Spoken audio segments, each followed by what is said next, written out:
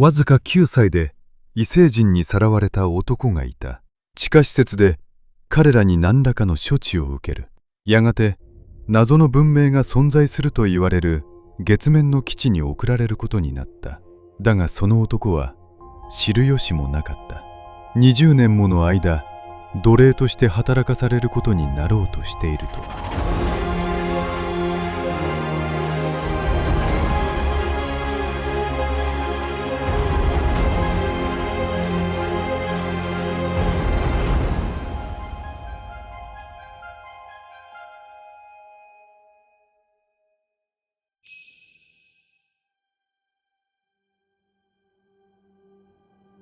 彼の名はトニー・ロドリゲス。1972年に生まれたトニーは、ミシガン州南部にある広大な土地に立つ古い農家で育った。父、母、姉、犬と猫。ごく普通の温かいアメリカの田舎の家庭だ。1981年、9歳になったトニーは小学4年生で、彼は学校の才能ある子ども向けプログラムに選ばれ、毎週水曜日に図書館で特別な授業を受けていた。そんなある日のこと、彼のクラスに一人の転校生が現れた。その転校生は異様な空気をまとう少年だ。彼は黒いリムジンに乗って登校し、お抱えの運転手に案内されてきた。小学生の姿としてはあまりに場違いなものだった。しかし本当に異常だったのはその後のことで、その少年は不思議なことに、クラスメートが心の中で考えていることをまるで声を聞いているかのように正確に言い当てることができた。彼は自分が生まれ変わったファラオであり、魂は古く前世の記憶を持っていると話していた。ある朝、トニーが教室に行くと、女の子たちが転校生を囲んで、彼は心が読めるのよ。何か考えてみて。とはしゃいでいた。トニーは心なんて読めるわけがないと全く信じていなかったため、試しに考えつく限り最も残酷なことを頭に浮かべて挑発した。君は僕が今まで見た中で一番醜い子供だ。大人になってもこの女の子たちは誰も絶対に君とはデートしないよ。さあ、僕が何を考えたかみんなに言ってみなよ。と自信満々に言いましたが、転校生は完全な嫌悪感を浮かべて黙り込んでしまった。彼は実際にトニーの心を読んでおり、その言葉に深く傷ついていた。この出来事以来、転校生はトニーを激しく憎むようになり、トニーが後から謝ろうとしても決して許すことはなかった。それが彼の人生を大きく狂わせる取り返しのつかない過ちだった。それから数日経った頃、学校で開催された科学フェアの日のこと。そこにいたのはあの転校生の父親だった。高価なスーツに身を包んだひときわ威圧感のある人物だ。トニーが転校生とその父親のそばを通りかかったところ、彼はすぐに父親の方を向いてこう言った。あの男の子だ。僕の自信を失わせたのは彼だ。彼を友達にあげてもいい。離脱で彼を使う機会を見つける。彼は謙虚さを学ぶだろう。このような奇妙な親子の会話が何を意味しているのか、当時のトニーにはそれがわからなかった。ある朝、クラスメートたちは転校生を交えて両親の仕事について話し合った。その時、トニーを見て彼は見下すような態度でこう言った。私の父、ナティだ。君の父は何をしてるんだ。当然ながら当時のトニーはその秘密結社とやらが何のことなのかわからなかった。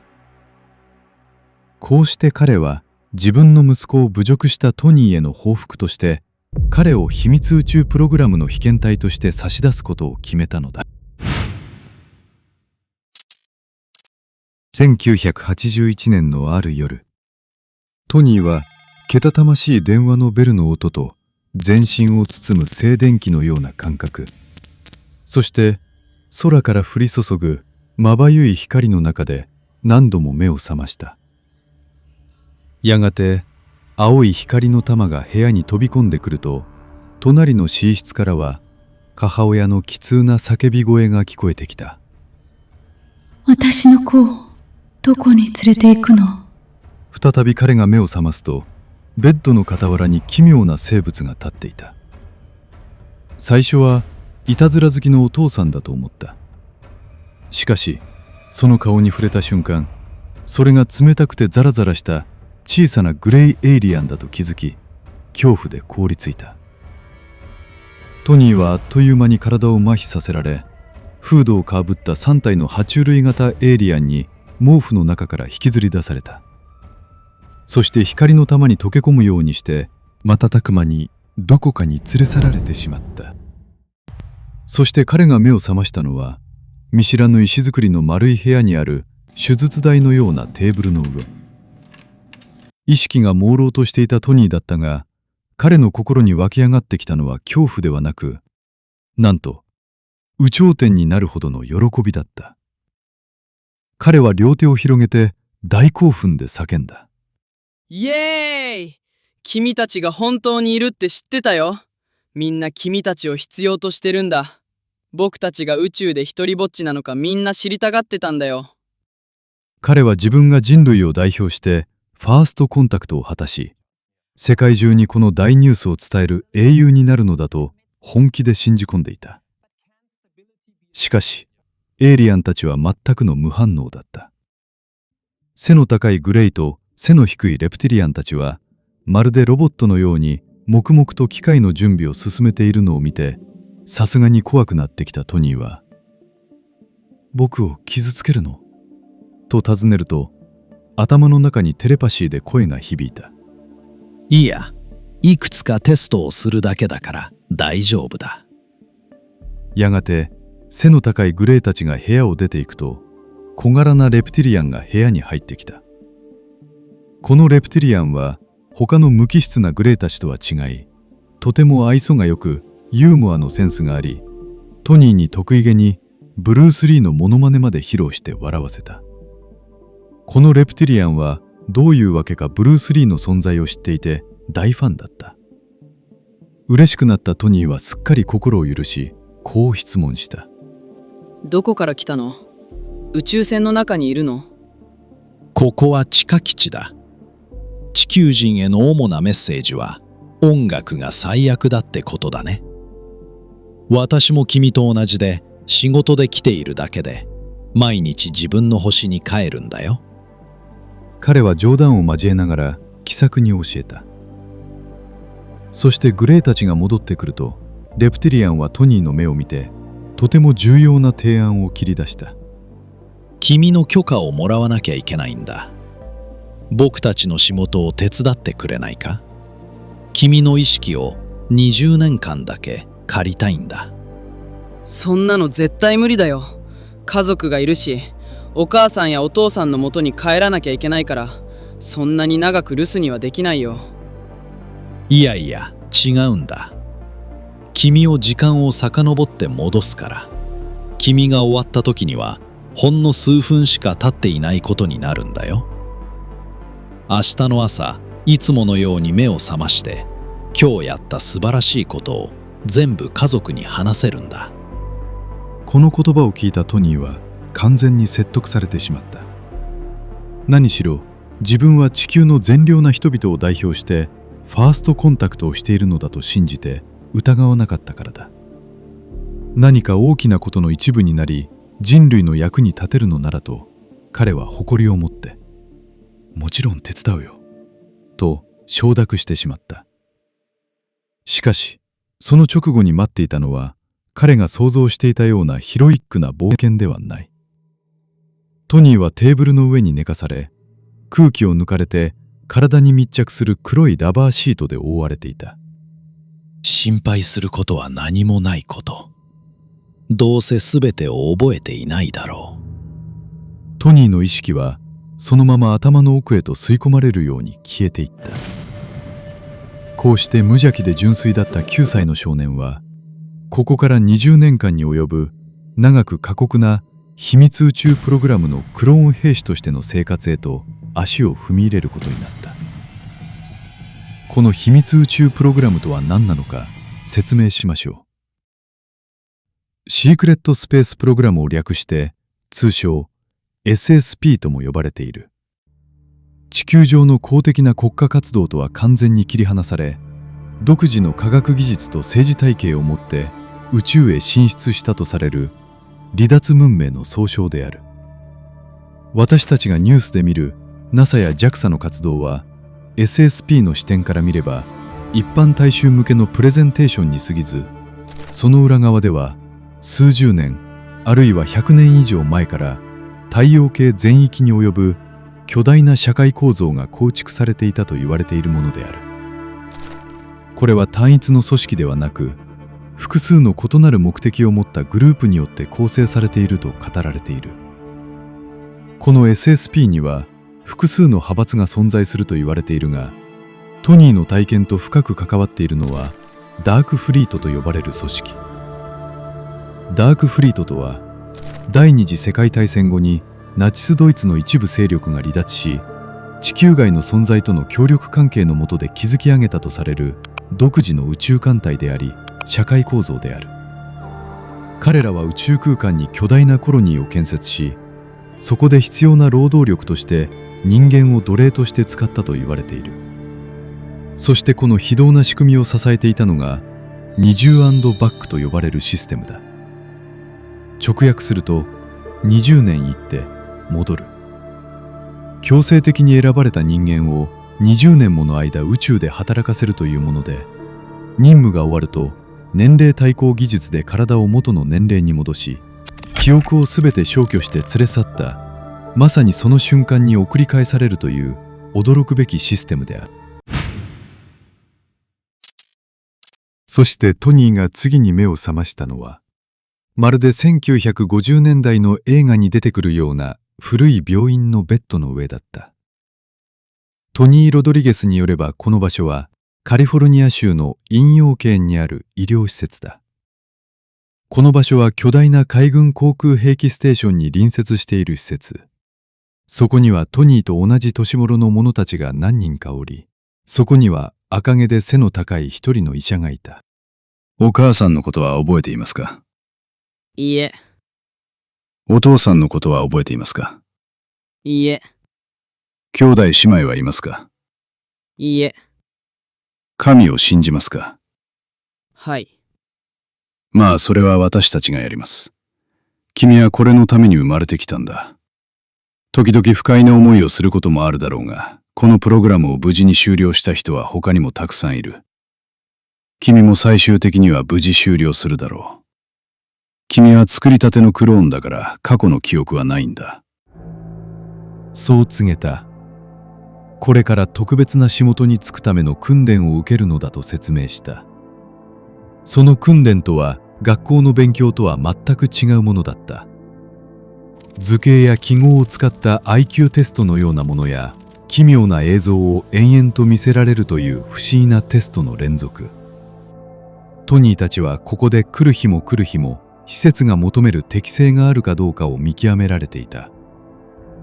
そして長く張り詰めた訓練の日々が終わったある日、医者はついにトニーたちを呼び集めて褒めたたえた。おめでとう。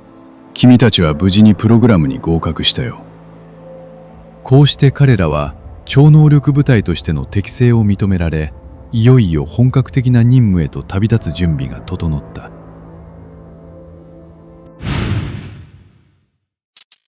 トニーが次に向かうことになったのは月。実際に月まで移動するための乗り物は空から現れた。それは音もなく静かで、風も立てずに垂直に降りてきた。彼と数百人の大人たちは見たこともない三角形の巨大な乗り物へと乗せられることになる。中に入ると広い通路と座席が並び、まるで地球の古い旅客機のような作りになっていて、旅客機のように座席と通路が並んでおり、前の椅子の背もたれにはダグラスと刺繍されていた。さらに小さな折りたたみ式トレイと一般的なエチケット袋も用意されていた。この漆黒の三角形をした宇宙船は後に TR-3B と呼ばれることになる機体だ。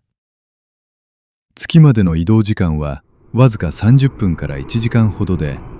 彼がこの旅で最も驚いたのはパイロットの操作によって機体の壁が透明になることだった。やがてパイロットがインターコムでアナウンスした。あなたの左側にもう一つの月面基地があります。私たちが着陸する予定の基地です。彼の近くで話していた人たちが、ペンタゴンにそっくりだけど、と言うとパイロットは、この基地は地球のペンタゴンの設計図をそのまま流用して建てられたものだ、と説明した。ペンタゴンの設計は爆撃に耐えるよう頑丈に作られており、それを真空の宇宙環境用に手直しするだけで済んだため、設計の時間を省き、安価で素早く建設できたので再利用したのだという。宇宙船は基地の横にあるクレーター内部の格納庫へと静かに着陸した。格納庫内は中は真空で空気がなく、歩いている人々は完全密閉のスーツとヘルメットを着用していた。酸素と人工重力が供給されたアンビリカルと呼ばれる通路を通り、分厚い扉を抜けて基地の中に入ると、そこには彼の想像を裏切る光景が広がっていた。暗く静まり返った秘密基地などではなく、そこはまるで地球の巨大な空港のターミナルのように混雑し、活気に満ちていた。明るい照明の下、軍服や私服姿の人々がごく普通にせわしなく歩き回っており、誰もがここでの生活を日常として受け入れているようだった。地球から遠く離れた月面に、これほど巨大でまるで一つの町のように機能している施設が存在し、何食わぬ顔で人々が往来しているという光景。トニーにとってそれはあまりにも奇妙な実態だった。基地の内部に入ると、そこは地球の空港のような場所から一転し、まるで無機質な病院の廊下のようなエリアへと続いた。到着するとすぐにトニーは他の乗客たちから引き離された。連れて行かれたのは無機質で冷たい医療区画。そこは長い廊下で、両側にはガラス窓のついた部屋が整然と並んでいた。小さな部屋に連れて行かれ、床には枕と毛布が敷かれていた。部屋の中はとても寒く、彼は完全に疲れ果てていて、すぐに眠りに落ちた。その後、典型的なグレイのエイリアンに担架に乗せられ、終わりのない廊下を進んだ。時折、グレイは立ち止まり、制服のようなものを着た人間と連絡を取っていた。間もなくトニーはベッドの上に寝かされた。ここで執刀するのは人間ではなかった。身長の高い白っぽいグレイ型の宇宙人だった。彼らは人間を物として扱うように、トニーの痛みや恐怖などみじんも気にかける素振りは全く見せなかった。どうせお前は何も覚えていない。だから問題ない。彼が薄れゆく意識の中で記憶に残っているのは、首の後ろと耳の後ろから何かが行われているということだけだった。グレイたちはその間ずっとテレパシーで会話をし、彼らは特に興味深い話はせず、遅刻や予定のオーバーのことなどつまらない話をしていた。その後、彼らに君は地球に帰るとだけ告げられ、エイリアンたちは何らかの方法を使ってトニーを乖離状態にした。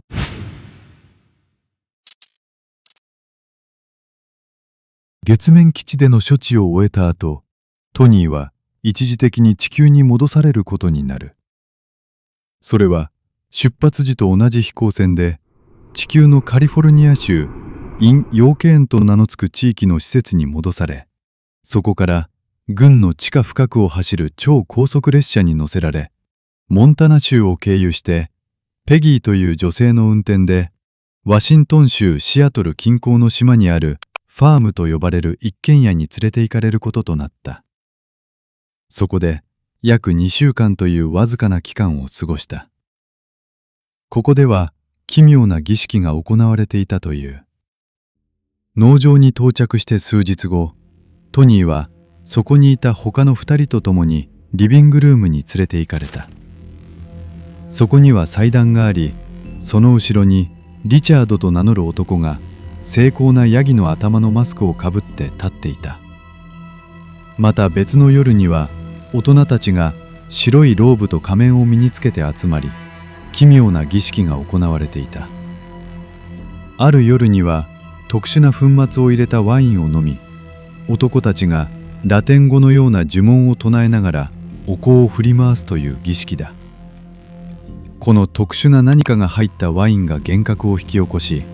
煙の中に緑色の厚いガラスでできたような顔のない異星人が現れるのをトニーは目撃した。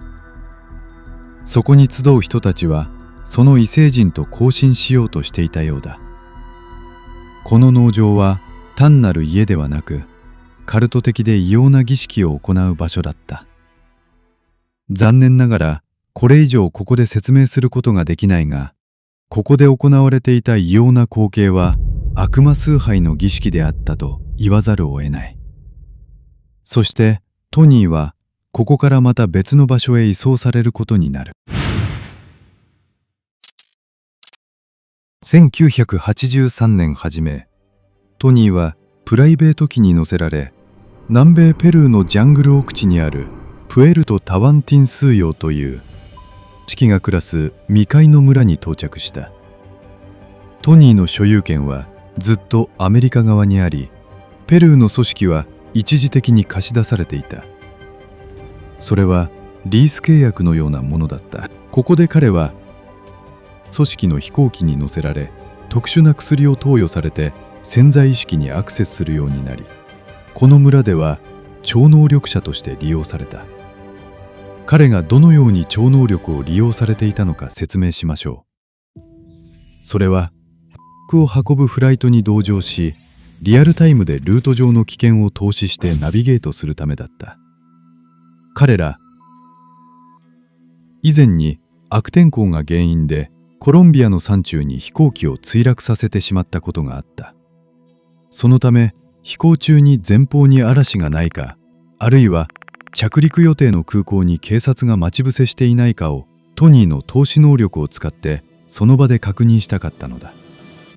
パイロットが嵐の中で計器の故障により盲目状態で飛んでいた時、トニーが8000フィートに山があると透視して警告したことで、彼らは間一髪で激突を免れた。またコロンビアの空港で荷物を下ろそうとしていた時にトニーが「警察がいる。荷物を下ろさずに今すぐここを離れないとダメだ」と警告し、慌てて離陸して難を逃れたこともあった。トニーは単なる占い師ではなく、密輸飛行機に同乗して乗組員の命と高価な荷物を守る超能力レーダーとして現場の最前線で利用されていた。この村で彼の世話役となったのが、村で唯一英語が話せる青年マヌエルだった。村を仕切る組織のボスは山積みの書類に埋もれるように座っているリカルドという初老の男。ある日リカルドはトニーの能力に興味を持ち、一体お前にどんな訓練をしてそんな能力を持たせたんだと尋ねた。彼は正直に月の基地に連れて行かれて手術を受けたんだと答えると、リカルドは大笑いし、それ以来トニーに月から来たクレイジーな少年というあだ名をつけた。またある時のフライトのエピソードでは、意識を失ったトニーの声は突如として別人の声になり、なんとマヌエルの亡くなったおばあちゃんが流暢なスペイン語で重要な情報を語ったこともあった。この時マヌエルは大興奮して「魔法使い、お前は魔法使いだ」と叫んだ。これをきっかけにトニーの能力は組織全体から絶大な信頼を得るようになった。遠く離れた異国の地だったが、超能力を発揮するようになったことでマヌエルとも友情が芽生え、マヌエルの母親からも愛されるようになっていった。ここでトニーが能力を発揮するには、アメリカの所有者から送られてくる特殊な点滴を打つ必要があった。本来ならそれは運ぶフライトの時だけに使われるべきものだった。しかし、ボスであるリカルドや世話役のマヌエルは、トニーの口を通じて死者と話したり、個人的な未来を占ってもらったりすることにすっかり夢中になってしまったのだ。彼らはもっとトニーの能力を利用しようと、薬の投与量を半分にケチって回数を増やそうとしたり、フライトが休みの日に個人的な目的で古代遺跡の謎を透視させるなどの用途で使ったりと、決められたルールを破るようになっていった。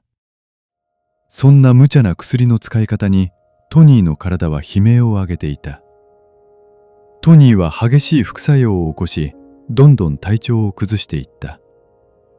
最初は数日寝込む程度だったが、やがて1週間になり、ついには次のフライトまでの1ヶ月間、ずっと重病で寝たきりの状態になってしまった。彼を実の息子のように可愛がっていたマヌエルの母親は激怒した。ダメよ。このままじゃこの子が死んでしまう。ボスは彼女をトニーから遠ざけていた。いよいよトニーが本当に危ないと焦ったリカルドたちは、ついにアメリカの所有者に連絡を入れ、彼を返すと伝えた。そして別れの日、トニーがマヌエルの母に最後のお別れを言いに行くと、彼女は涙を流して彼を強く抱きしめた。あなたは家族よ。トニーは驚き、マヌエルにこう尋ねた。僕たちも家族？いや、俺たちは友達だ。いつも冷たい態度をとっていたマヌエルから初めて友達と呼ばれ、トニーの胸は熱くなった。トニーが村を出るトラックに乗ると、さらに驚くべき光景が待っていた。なんと村中の人々が沿道にずらりと並んで彼を見送るために待っていたのだ。子供たちはトラックを追いかけながら大はしゃぎで、大人たちは手を振ってアディオスと叫んでいた。自分が村で嫌われていると思っていたトニーは言葉を失った。そしてトラックの荷台でマヌエルはトニーにこう明かした。お前に残って欲しかったんだ。村のみんなでお金を出し合ってアメリカの所有者からお前を買い取ろうとしたんだけど、奴らの言い値がとんでもなく高くて俺たちには払えなかったんだ。過酷な20年間のプログラムの中でトニーが家族の愛や帰りたいと思える故郷を感じたのは、皮肉なことにこの非合法な村だけだった。村人たちの愛に見送られながら、トニーは冷たいアメリカの軍用機に乗せられ、ペルーのジャングルを後にした。ペルーの村人たちに見送られた後、トニーを待っていたのはアメリカ軍のものと思われる緑色の貨物機だった。冷たい床の上で段ボール箱に囲まれて座りながら、彼は心の底から愛したフォルサトから引き離される悲しみで、フライト中ずっと泣き続けた。早朝のカリフォルニアに到着すると、そこで待っていたのは以前も彼を運んだペギーという女性だった。彼女の車に乗せられ、長いドライブの末にたどり着いたのは、以前少しだけ滞在したシアトル近郊の島にある農場と呼ばれる大きな家。その家には同じような境遇の者たちが数人で暮らしていた。毎日のように朝食のトーストと卵を食べ、運動をし、プールの周りで時間を潰すという退屈で同じことの繰り返しの日々だった。また、週末や夜になると、富裕層や政治家、軍人などが集まる秘密のパーティーが開かれ、トニーたちはそこで過酷な行為を強いられた。ここでは実際に何が行われていたかは説明することはできません。ただ一つだけ言えることは、トニーはそこでシェリーという女の子の名前を与えられ、自分の本当の名前やアイデンティティを完全に奪われてしまったということだけである。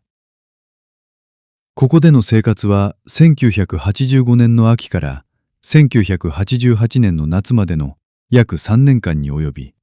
常に管理・監視される日々で、自由は全くなかった。ある時、この施設での役割を果たせなくなったトニーに対し、ペギーは冷たく告げた。あなたは軍に売り飛ばされることになったわ。軍に行けば命の危険があるかもしれないと恐れながらも、トニーはこの愛のない冷たい家から抜け出せることに少しだけほっとした。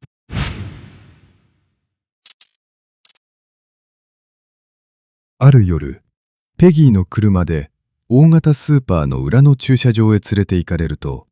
そこには軍の貨物バンが待っていた。バンに乗せられたトニーはある処置によってそのまま深い眠りに落ちていった。次に彼が目を覚ました時、彼は以前にも乗ったことのある月へ向かうあの巨大な三角形の飛行船の座席に再び座っていた。彼はこの時すでに16歳になっていた。隣には空軍の制服を着た男が座っていて、その男にトニーは少し自慢げに話しかけた。昔これらが飛び始めた頃に一度乗ったことがあるんですよ。すると男は笑い、カバンの中から古い書類を取り出した。そこには地球から宇宙へと飛び立つ飛行機が描かれた古い印刷されたロゴを見せ、男はこう言った。これは君が生まれる前のとても古いロゴだ。これが何を意味していると思う？僕が生まれるずっと前から好きに飛んでいたってことですか？その通りだ。我々ははるか昔から月へ行っているんだよ。ダグラスとは何なのか説明しましょう。社名はダグラスエアクラフト社。かつて存在したアメリカの航空機メーカーだ。1921年にアメリカで設立され、伝説の旅客機 DC-3 をはじめ数々の名機を世に送り出した。しかしその裏ではアメリカ軍と深く結びつき、軍用機やミサイル、さらには宇宙ロケットの開発にまで関与していた。1967年にマクドネル社と合併し、最終的にはボーイングに吸収されて姿を消した企業だが、そのロゴがこの男の書類に印刷されていたのだという。30分が経った頃、これから私は戦闘になるの？それとも死ぬのか？とトニーは尋ねた。その男は、どちらのシナリオも起こり得る、と言った。やがて宇宙船の壁が透明になり、月にある台形の建物の近くを飛んでいるのが見えた。そして台形基地の脇にあるクレーターの中にある格納庫に飛び込み着陸した。その格納庫は真空状態で空気はなく、そこにはヘルメットをかぶり完全密閉型の宇宙服を着た人々が相変わらず歩き回っている。トニーは透明な連結通路を通って基地の内部へと足を踏み入れた。彼はすぐに医療エリアに連れて行かれ、簡単な検査を受けた。